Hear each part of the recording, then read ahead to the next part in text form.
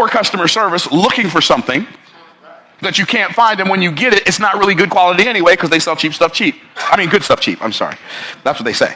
Anyway, and so what people do is they try to, the money you're trying to save, if you take the time you're wasting to save that money to figure out how to make more money, then you wouldn't have to care so much about saving 15 cents on a gallon of gas or 32 cents on a loaf of bread. And I'm not saying there's anything wrong with being frugal. I'm as frugal as I am. I'm keeping it real. But I don't waste time to save money. And one of the things that I've learned in creating wealth is that the most valuable thing you buy with money is not a car, it's not a house, it's not a pair of shoes, it's not an outfit, it's not a wallet, it's not a vehicle, it's not a plane, a train, an automobile, an island, or a mountain. The most valuable thing that you will ever buy with money is you will buy back the rest of your life so you can invest it in the people that you care about the most and the causes that you care about.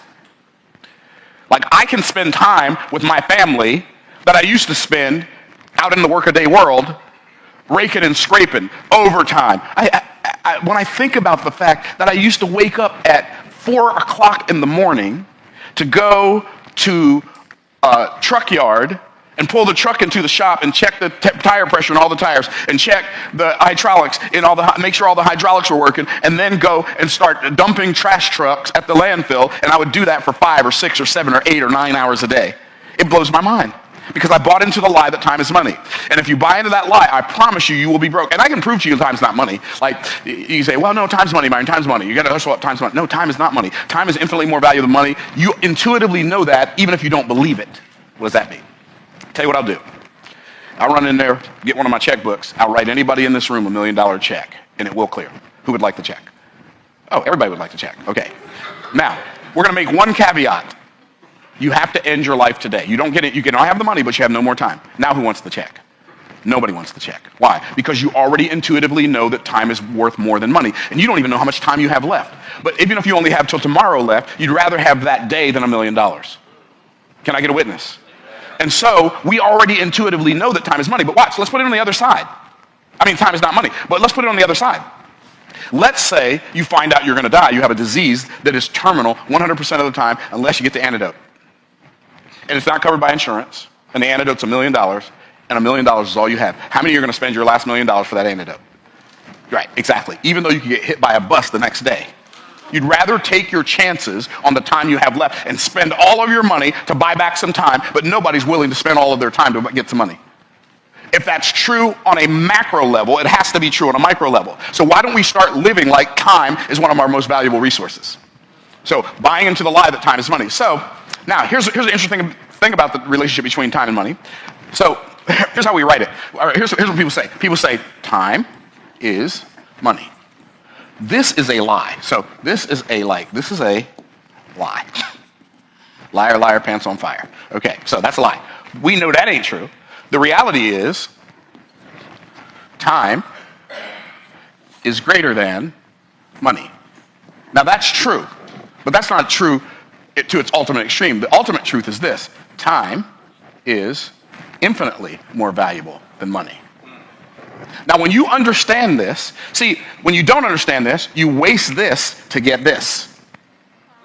When you do understand this, what you do is you spend as much of this as necessary to get more of this. You say, well, you can't buy time. Sure you can. Sure you can buy time. You can buy, like, see, here's how I buy time. Like, I could mow my yard. I know how to use a lawnmower. I've done it before. It would probably take me 2 hours to mow my yard. Maybe an hour. I don't know, hour and a half. It's not that big of a yard because we have a swimming pool, so it's not that big of a yard. So let's say it'd take me an hour and a half to mow my yard. Okay? Let's say I mow my yard once a week. That's an hour and a half a week. That's 6 hours a month that I mowed my yard. I could clean my pool. Let's say that takes an hour a week. That's 4 hours a month. So now I'm at 10 hours a month. I'm mowing my yard and I'm cleaning my pool. Now I can pay somebody else to do that, and I got my 10 hours a month back. 10 hours a month times 12 months is 120 hours a year that I can spend doing something I'd rather be doing than mowing the grass and cleaning the pool. But I can't just buy my time back. Let's buy my wife's time back too, because like cleaning my house, because I'm messy. I'm keeping it real. Now I know you guys are very, very neat.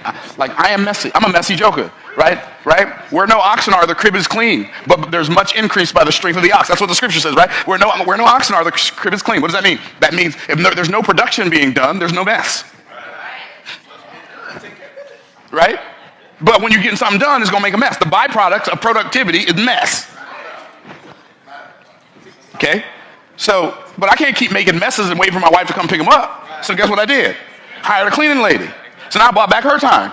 So now I bought back her time, I bought back my time, and now she can invest her time in me, I can invest my time in her, and we can stay married for another 38 years.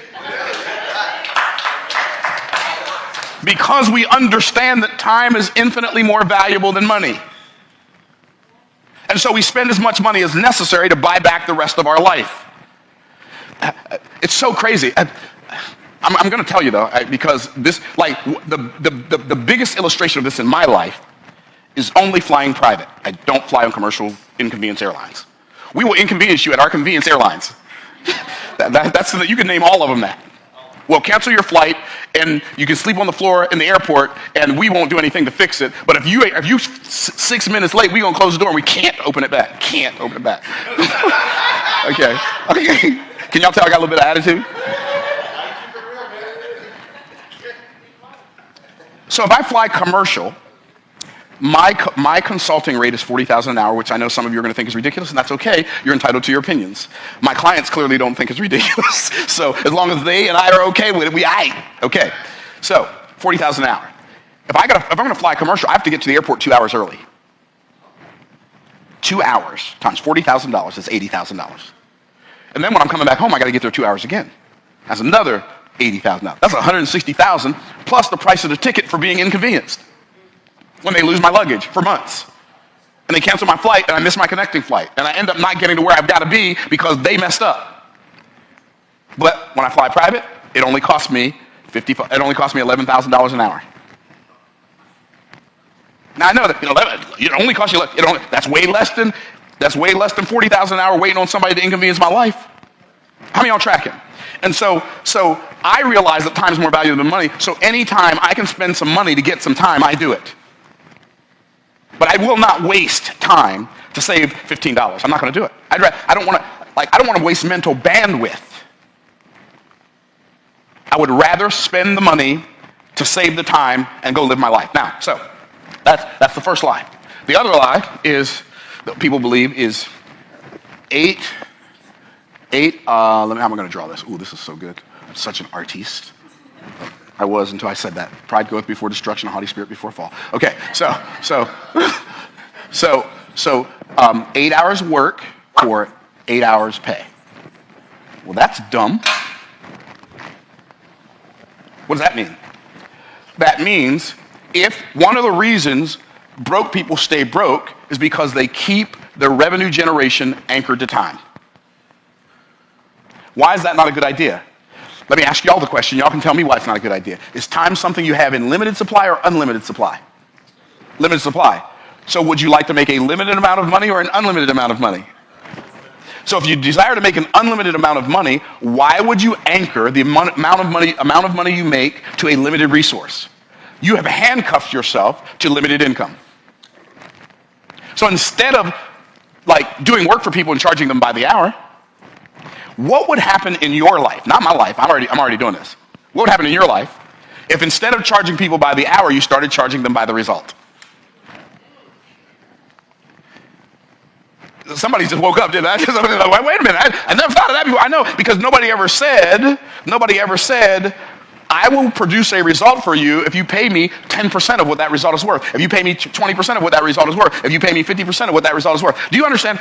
There's a gentleman who's one of my affiliates who lives in the country of India, one of the poorest nations in the world. This man makes $8,000 to $10,000 a month as an affiliate selling my stuff. And I'm not paying him for his time. I only pay him when he makes money for me. See, but here's the problem. We've been programmed to be codependent on someone or something our entire lives. And so because we are dependent on our parents when we're growing up, we're dependent on them to take care of us, and we're dependent on the government indoctrination camps, the child prisons, schools, whatever you want to call them, to teach our children. parents become codependent on schools and then allow schools to take parents' rights from them because, well, I need them to teach my children. I've got news for you, parents. They have no desire to teach your children. They just have a desire to program them to not believe the stuff you've been teaching them. So we become codependent. And then the children grow up, they grow up, and they're taught the whole time they're in the miseducational, misdirectional system. You want to get good grades so you can get a good job. So you can go sell your time so you can go sell a whole bunch of your time for a little bit of somebody else's money and give 8 hours work for 8 hours pay and keep your income anchored to a limitation your whole life.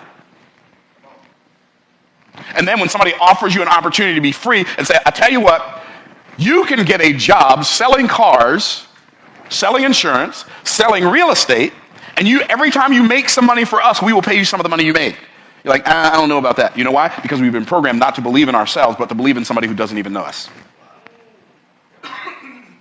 Not only do they not know us, when your food runs out of when your refrigerator runs out of food, they ain't gonna lose no sleep. When Tampa Electric turns your lights off, they ain't gonna lose no sleep. I'm not saying they don't care. I'm saying they don't care as much as you care. Because you've been programmed that you can't produce a result. You have to work for somebody who does produce a result, and you have to anchor yourself to them and become codependent on them. So, and I know, it sounds kind of funny because I've got team members working back here, but every one of those team members you see back there is an independent contractor. And they get paid for the results they produce. Why? Because if I'm going to teach it, I might as well live it. Right? I can't say one thing with my mouth and do something different with my hand. How many of y'all tracking? And so, don't buy the lie. And what happens? So people step out of the employment arena where they've traded their time for money. They step into the entrepreneurial arena, and let's say they become a consultant or they open an agency, and what do? They start selling their time again because they think that's the only way to make money is to sell your time. Now, I do sell my time. I just sell it at such an incredibly high rate that when people pay me, I have one program, I have one coaching program that is $350,000. Now, we've only sold 7 of them so far this year. Are you picking up what I'm putting down? Well, but I'm saying that, I really want you to wrap your mind around what I just said. See, what if I was selling my time for $150 an hour or $300 an hour to those same 7 people? Totally different result. Now, Myron, how can you tell somebody, how do you tell somebody that for 8 hours is $350,000? They say, how much is 8 hours? I say, $350,000. That's how I say it.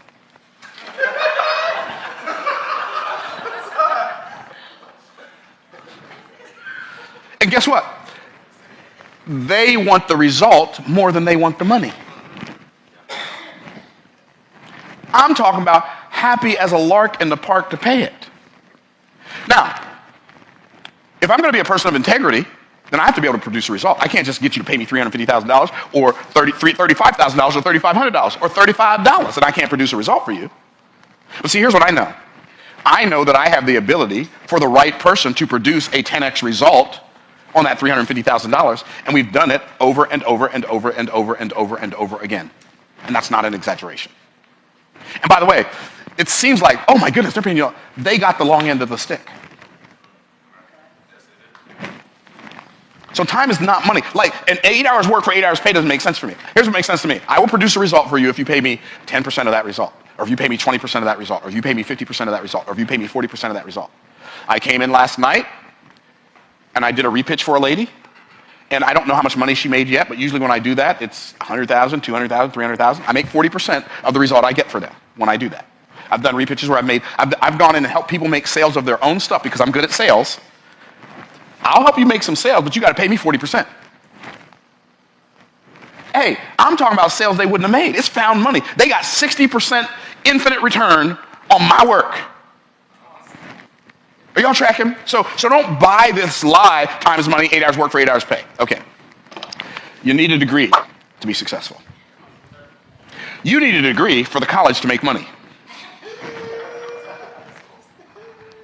By the way, there was a time in the world when a degree increased your chances of success.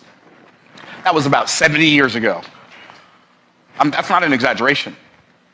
Because during the industrial age, corporations would pay hardworking employees. They would pay for them to go to college so they could learn how to do management, so they wouldn't have to run the machine anymore. They could run all the people in the factory that ran the machine. In order for them to learn how to do that, they needed to go to college and get a management degree.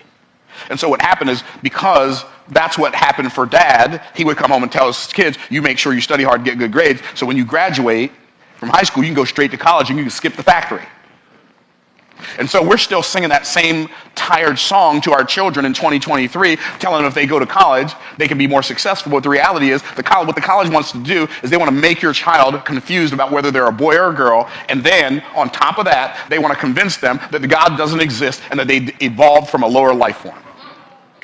And they want to unteach them all the stuff you've taught them your whole life. This is not Myron being an alarmist. I'm just telling you what I've observed. I got a good friend who lives here in Tampa. His daughter went off to college.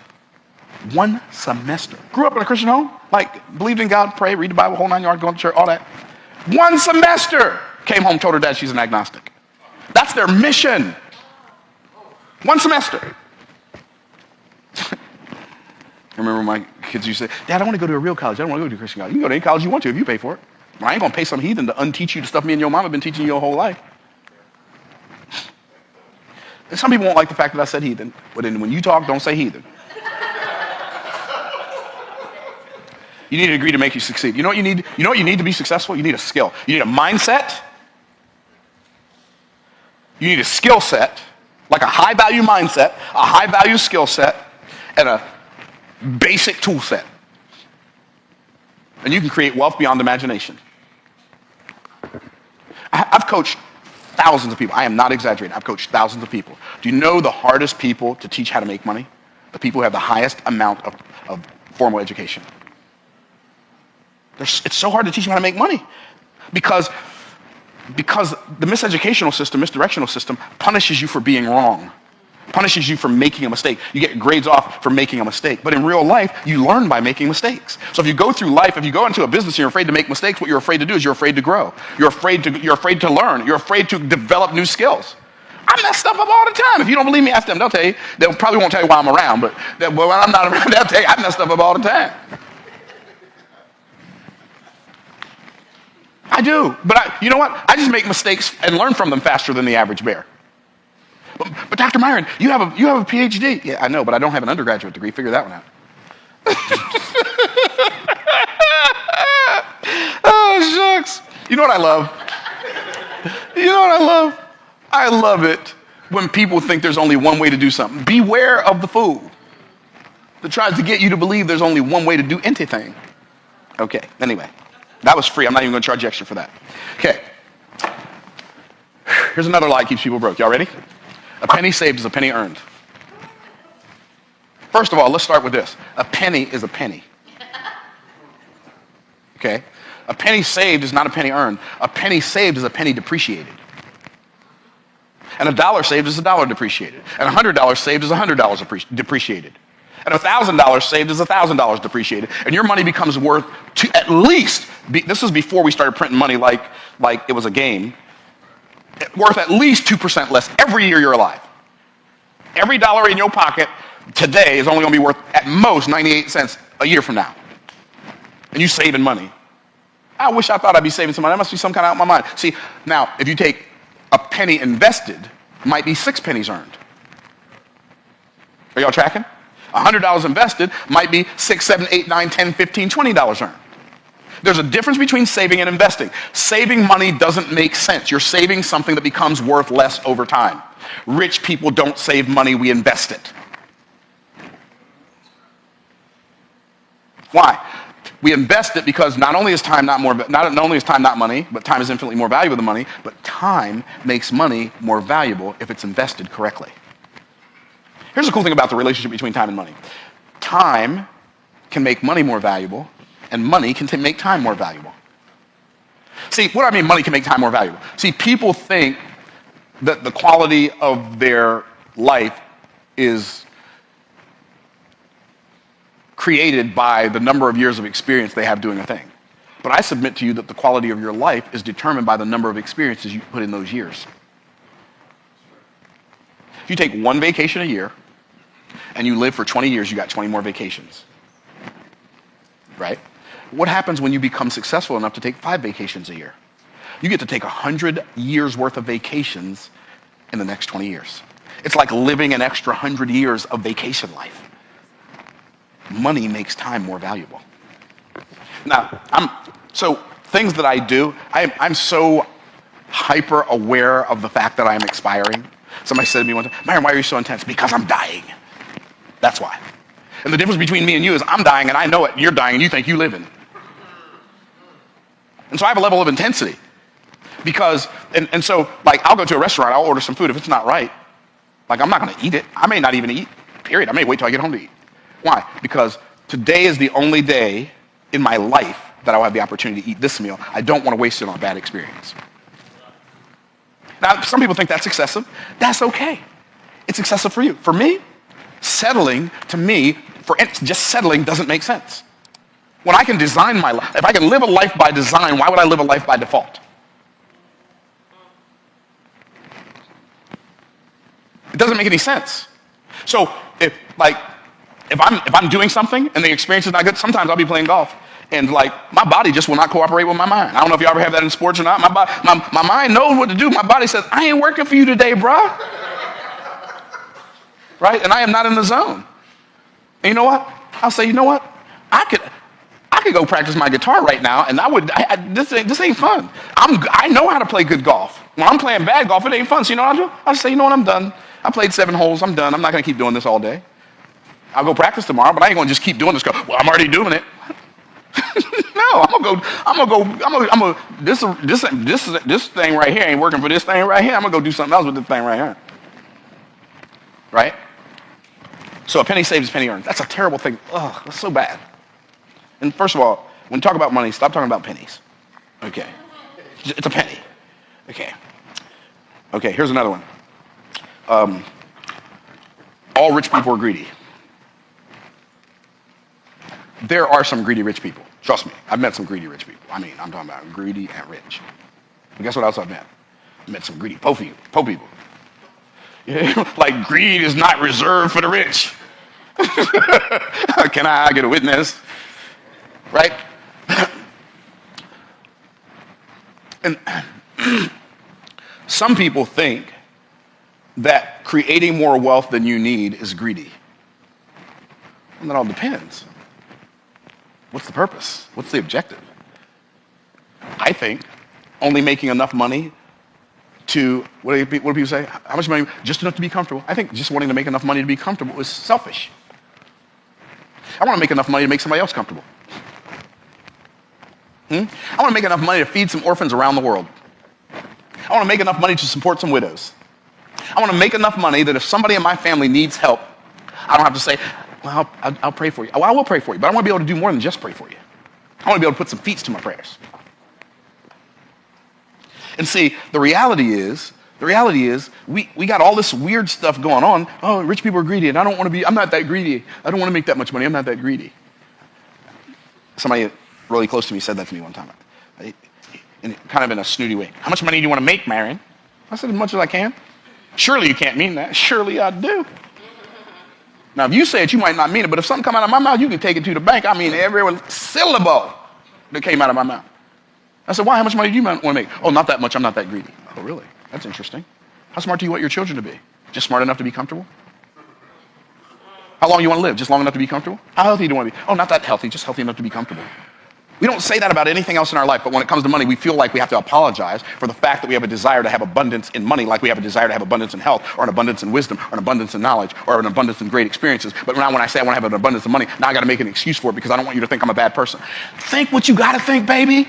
I want to make as much money as I can. Yes, lawfully, legally, morally, ethically, but that's a given. No, he said, I want to be as healthy as I can, lawfully, legally, morally, ethically. Nobody, it's like there's this stigma that we have to defend why. If I tell somebody how much money I want to make, I have to defend it by, well, I just want to give back. I don't ever give back. I don't ever give back. I give. But the people I'm giving to didn't give nothing to me. I ain't giving it back. I'm just giving.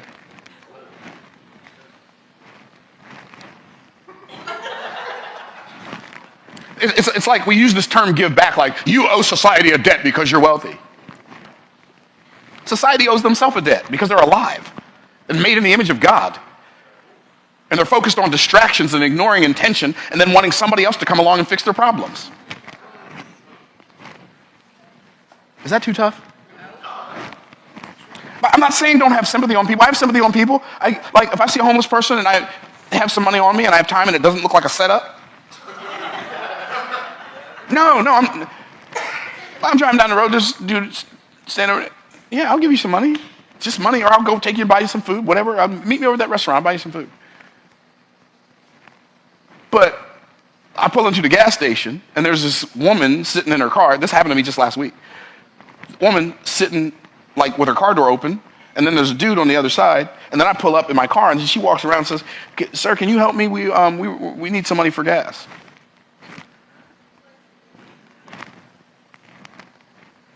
What's that joker doing? No, I ain't giving you, no. N-O, no. K-N-O-W, no. N-O, it's a two-letter word. What part you having a hard time with? No.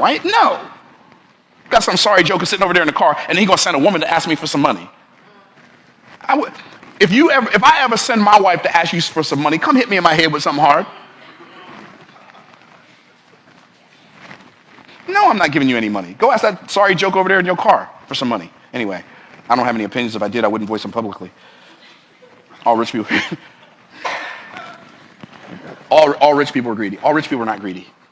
I know so many generous rich people, it's not even funny. And I think, in fact, the most generous people I know are rich people. Like, the most generous people I know in my life are rich people. I think about my dear friend, he's now my dear friend, David Mitchell. He was a businessman, Sunday school teacher, youth director. Had this 16-year-old girl in his youth department. And he was wealthy. He was well off. Businessman in his 20s. Paid for her to go to college, where she met me and became my wife. Rich people are greedy. I remember when I was an evangelist traveling around the country in an old motorhome. We needed new tires. This dude single-handedly supported my ministry for almost a year. What? Rich people are greedy? You know the wrong rich people. Or you just know the only rich people you know are the ones you saw on TV. They ain't real rich people anyway. I mean, they're rich in real life, but the part they're playing, that's not a real story. It's a fable. It's a story. They're called actors for a reason.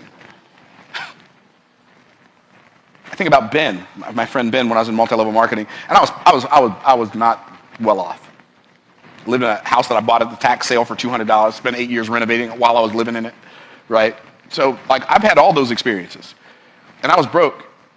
And I was struggling, and I was in this multi-level marketing company, and my upline, Ben, he was making like $90,000 a month. He gave me $7,000 and said, "You don't have to pay me back." All rich people are greedy? Tell somebody that who's willing to believe it. I ain't that person. And then the last lie, life is hard and things are expensive.